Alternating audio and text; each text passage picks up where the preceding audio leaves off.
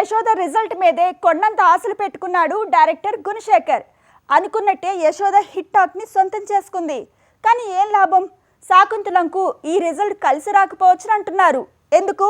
Just watch it. Yashoda hit అయింది. దీంతో Samantha next movie శాకుంతలంకి ఇది మంచి శకనం అంటున్నారు. సమంత తొలి పాన్ ఇండియా సినిమా హిట్ అయితే ఆ ప్రభావం రెండో పాన్ ఇండియా మూవీ శాకుంతల మీద పడుతుందంటున్నారు. గుణశేఖర్ సెట్లలో తన సక్సెస్ నలిగిపోయింది. రాణి రుద్రమ ఫ్లాప్ తర్వాత తను గట్టెక్కేందుకు చాలా ప్రయత్నాలు చేశాడు.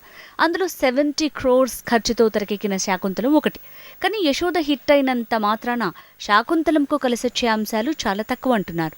అక్కడే ట్విస్ట్ ఉంది. యశోద పాన్ ఇండియా మూవీ అయినా 30 కోట్ల లోపు పెట్టుబడితో తెరకెక్కింది. యశోద ఎంత హిట్ టాక్ సొంతం చేసుకున్నా అన్ని భాషల్లో సమంత 100 కోట్లు రాబట్టగలదా అంటున్నారు.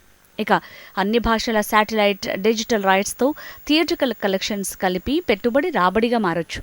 కానీ శాకుంతలంకు 70 కోట్లు పెడితే కనీసం 100 కోట్లు రాబట్టాలి. అది ఎంత హిట్ అయినా ఆ రేంజ్ వసూళ్లు సాధ్యమా అంటున్నారు. గతంలో సమంత యూటర్న్ మూవీ హిట్ అయింది, బాగుందన్నారు. కానీ ఎన్ని కోట్లొచ్చాయి? ఇక ఓ బేబీ కూడా హిట్ అయింది. రెండింట్లో కర్త కర్మక్రియ సమంతే. రెండు హిట్టే, కానీ పెట్టుబడి రావటమే గగనమైంది. సమంత ఎంతగా మంచి నటి అయినా బాక్సాఫీస్ లో టాప్ స్టార్స్ లేకుండా 100 కోట్లకు పైగా వసూళ్లు రాబట్టిన హిస్టరీ లేదు.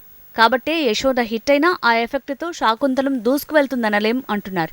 అంత పెట్టుబడి పెట్టడమే కారణమంటున్నారు.